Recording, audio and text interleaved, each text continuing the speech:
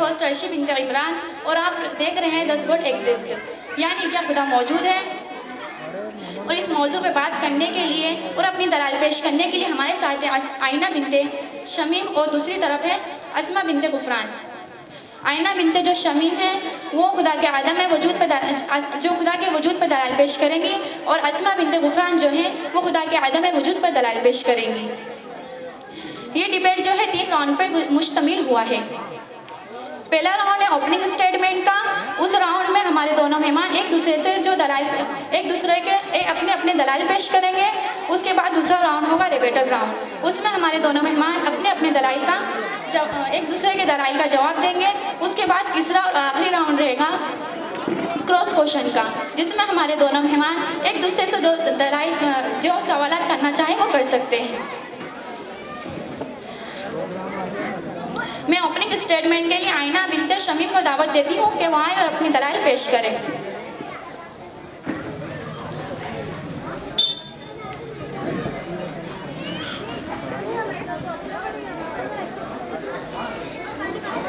तमाम तारीफ़ें उस क्रिएटर के लिए जिसने इस यूनिवर्स को एक मकसद के तहत पैदा किया। Thank you all for being here today. आज की इस डिबेट में क्योंकि हम बात करने वाले हैं डज़ गॉड एग्जिस्ट के टॉपिक पर, तो ये एक ऐसा टॉपिक है जिसके मुतालिक कोई भी डिसीजन लेने के लिए अलग अलग स्टैंडर्ड्स हो सकते हैं। लिहाजा डिबेट के शुरू में ये ज़रूरी है कि हम जान लें कि इस टॉपिक के लिए कौन सा स्टैंडर्ड सही होगा और कौन सा गलत।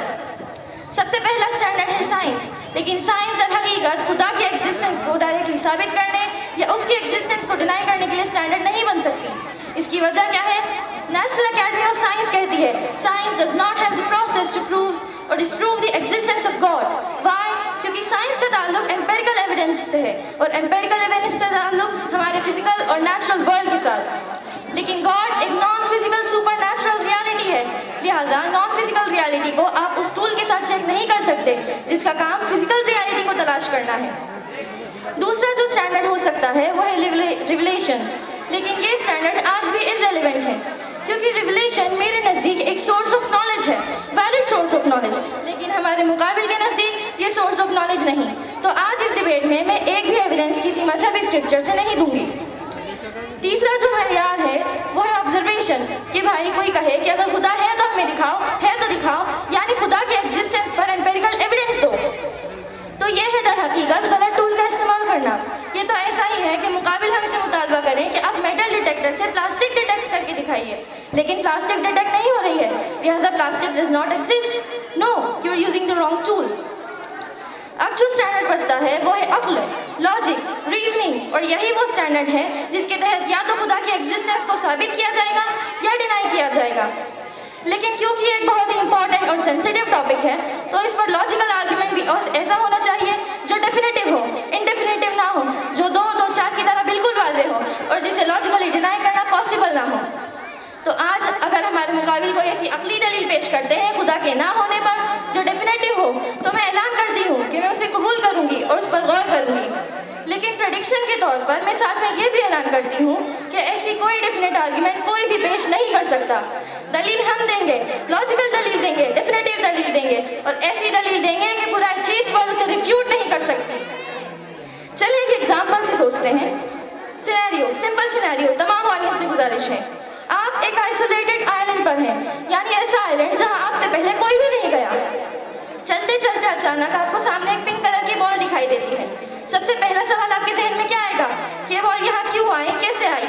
ये पिंक कलर की ही क्यों है? किसी और कलर की भी हो सकती थी। ये इसी शेप में क्यों है? किसी और शेप में भी हो सकती थी। नेचुरली आप इस तरफ पहुंचेंगे कि कोई तो है जिसने इस बॉल को स्पेसिफिक प्रॉपर्टीज देकर यहाँ रख दिया है, क्योंकि आप जानते हैं इस बॉल का एग्जिस्ट करना जरूरी नहीं था। ये एग्जिस्ट कर भी सकती थी, नहीं भी कर सकती थी, और अगर एग्जिस्ट करना ही था तो किसी और फॉर्म में क्यों नहीं किया, किसी और कलर में क्यों नहीं किया? अब आप इस बॉल को एक्सटेंड करते चले जाइए, एक्सटेंड करते चले जाइए जब तक ये यूनिवर्स की शेप की ना हो जाए। तो क्या सवाल बदलेगा? नहीं, सवाल वही रहेगा, इस यूनिवर्स को किसने बनाया, क्यों बनाया, कैसे बनाया, इसे स्पेसिफिक प्रॉपर्टीज देकर किसने बनाया? ये सवाल तब भी वैलिड रहेगा। लेकिन अगर हम यही सवाल हमारे मुकाबिल से करें जिनका वर्ल्ड व्यू एथिस्टिक है, सिर्फ उन्हीं का नहीं, तमाम एथिस्ट और एथिस्टिक वर्ल्ड व्यू रखने वालों से अगर ये सवाल करें कि यूनिवर्स को किसने बनाया, तो उनका जवाब या तो आर्ग्यूमेंट फ्रॉम इग्नोरेंस होगा या डॉगमेटिक, या वो ये कह देंगे कि हमें नहीं मालूम, लिहाजा लिहाजा गॉड डज नॉट एग्जिस्ट। या वो ये कह देंगे कि यूनिवर्स खुद ब खुद बन गया, फिर तो उस बॉल को भी खुद ब खुद बन जाना चाहिए था। लेकिन बॉल के ताल्लुक से एक्सप्लेनेशन एक्सेप्ट नहीं किया जाएगा, लेकिन यूनिवर्स के ताल्लुक से कर दिया जाएगा। इसे दूसरे अल्फाज में डॉगमा भी कह सकते हैं। मैं एक्सपेक्ट करती हूँ कि मुकाबिल ज़रूर इमोशनल आर्ग्यूमेंट पेश करेंगे, जो कि एक लॉजिकल फेलेसी है। मिसाल के तौर पर वो कहेंगे कि अगर गॉड है तो ईविल क्यों है, लेकिन मैं कहती हूँ कि ईविल का होना गॉड के एग्जिस्टेंस की दलील है, ना कि उसके खिलाफ है। क्योंकि अगर गॉड है तो उसके सामने हम सब अकाउंटेबल हैं, और अगर हम अकाउंटेबल हैं तो अकाउंटेबिलिटी के लिए ईविल का मौजूद होना ज़रूरी है।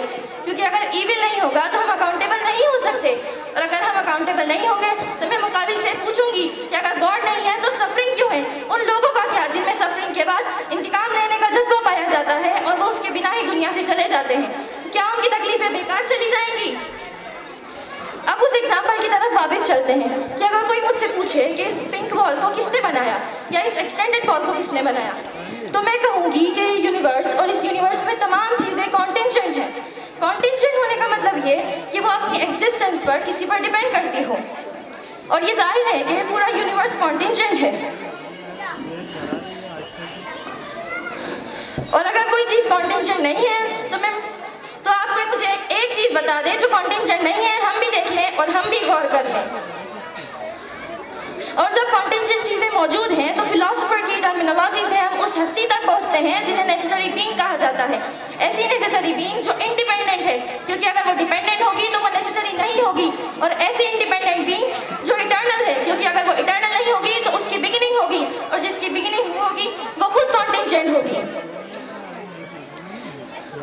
अब अगर आप ये सवाल करते हैं कि उस हस्ती को किसने बनाया, फिर उसका कॉज क्या है, उसका कॉज क्या है, फिर उसका कॉज क्या है, और एंडलेसली चलते जाएं, तो इसे कहते हैं इन्फिनिट रिग्रेस ऑफ कॉजेस।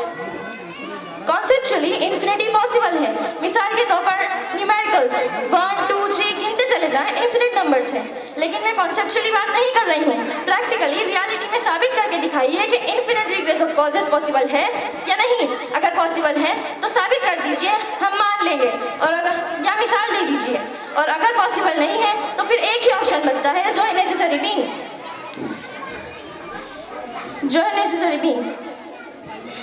ऐसी इंडिपेंडेंट बीइंग जो इटर्नल है। अगर कोई इटर्नल नहीं होगी तो उसकी बिगिनिंग होगी, तो वो खुद कॉन्टिंजेंट होगी। और ऐसी नेसेसरी बीइंग जो पावरफुल है, क्योंकि कॉन्टिंजेंट को कॉन्सेप्चुलाइज करने के लिए पावर चाहिए। और ऐसी इंडिपेंडेंट बीइंग जो इंटेलिजेंट है और नॉलेजेबल है, क्योंकि हमारा ये universe specific laws of nature के तहत प्रिसाइजली चल रहा है। Thank you. अब मैं इन दलीलों के बाद एथिक्स